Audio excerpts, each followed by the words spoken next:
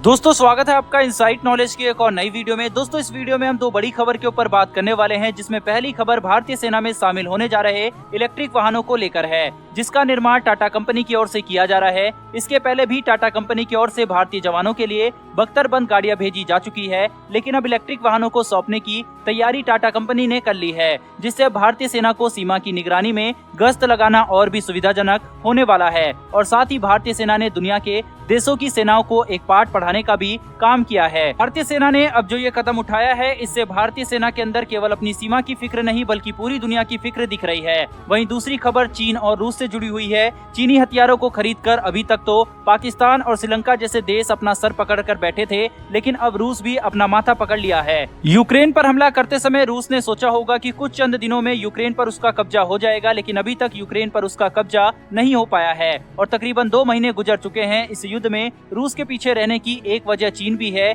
चीन ने रूस के साथ जो कुछ भी किया है, उससे रूस और चीन में मतभेद काफी ज्यादा बढ़ने वाले हैं। दोस्तों आइए जानते हैं दोनों ही खबर के बारे में विस्तार से। सबसे पहले आपको बताते हैं भारतीय सेना में शामिल होने जा रहे इस इलेक्ट्रिक वाहन के बारे में, जिसकी वजह से भारतीय सेना की चर्चा दुनिया भर के देशों में हो रही है। दरअसल भारतीय सेना में बैटरी से चलने वाले वाहनों को शामिल किए जाने की कवायद चल रही है। भारतीय सेना मान रही है कि जिस तरीके से दुनिया में पेट्रोल और डीजल का संकट बढ़ रहा है, ये तो अपने आप में एक समस्या है ही, लेकिन जिस तरीके से एटमॉस्फेरिक चेंज आ रहा है, ये भी एक बड़ी समस्या है। हर साल जिस गति से तापमान में इजाफा हो रहा है और प्रदूषण का स्तर काफी ज्यादा लगातार बढ़ रहा है, इसके लिए पेट्रोल और डीजल को कम करना होगा। भारत के इस कदम की दुनिया भर में खूब तारीफ भी हो रही है, क्योंकि भारतीय सेना केवल अपनी सीमा की हिफाजत नहीं बल्कि पूरे पृथ्वी की हिफाजत के बारे में सोच रही है। खबरों के मुताबिक भारतीय सेना आने वाले कुछ ही महीनों में अपने बेड़े में इलेक्ट्रिक वाहनों को शामिल करने जा रही है। इसके लिए सेना की ओर से सिफारिशें भी तैयार कर ली गई है। वहीं इस मौके पर भारत के रक्षा मंत्री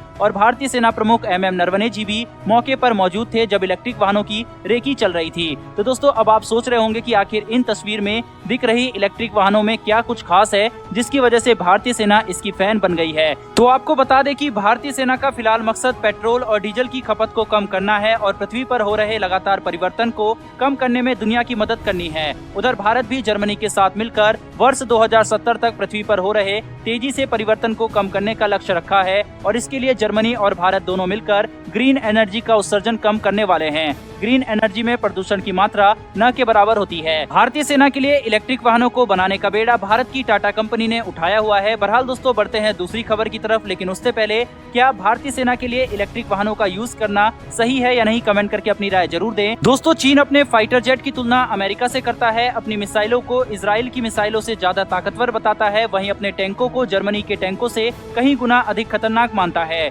इसी वजह से रूस भी चीन पर भरोसा कर बैठा और अपनी सैन्य वाहनों में उपयोग किए जाने वाले टायरों का चीन से इंपोर्ट कर डाला। और इस वक्त जो वाहन यूक्रेन की ओर जा रहे हैं, उन सभी वाहनों में चीनी टायरों का उपयोग किया गया है, लेकिन रूसी वाहन बीच रास्ते में ही जवाब दे रहे हैं, जिसकी वजह चीनी टायर बन रहे हैं। यही वजह है कि रूस के हजारों की संख्या में वाहन सड़कों के किनारे खड़े नजर आ रहे हैं और इनकी आसानी से यूक्रेन अपने ड्रोन के सहारे तबाह भी कर रहा है। अभी तक पाकिस्तान ही चीन के कबाड़ हथियारों का इस्तेमाल करता था, लेकिन अब इसमें रूस का भी नाम शामिल हो गया है। उधर भारत को पहले ही चीन के टायरों की पूरी कहानी पता थी, इसीलिए भारत ने पहले ही चीन के टायरों के इंपोर्ट पर रोक लगा रखी है। दूसरी तरफ चीन अपने टैंकों को दुनिया का सबसे खतरनाक और ताकतवर टैंक की मान्यता दे रहा है, तो इसका जवाब में भारत को इजराइल ने चीनी टैंकों का सबसे बड़ा काल भेजा है, जिसके इस्तेमाल से चीन के टैंकों को भागना मुश्किल हो जाएगा। दरअसल इजराइल ने भारत की इमरजेंसी मांग पर एंटी टैंक गाइडेड मिसाइल भेजी है, जिसे भारतीय थल सेना और भारतीय नौसेना दोनों ने अपने जखीरे में शामिल किया है। इसका नाम ATGM मिसाइल है।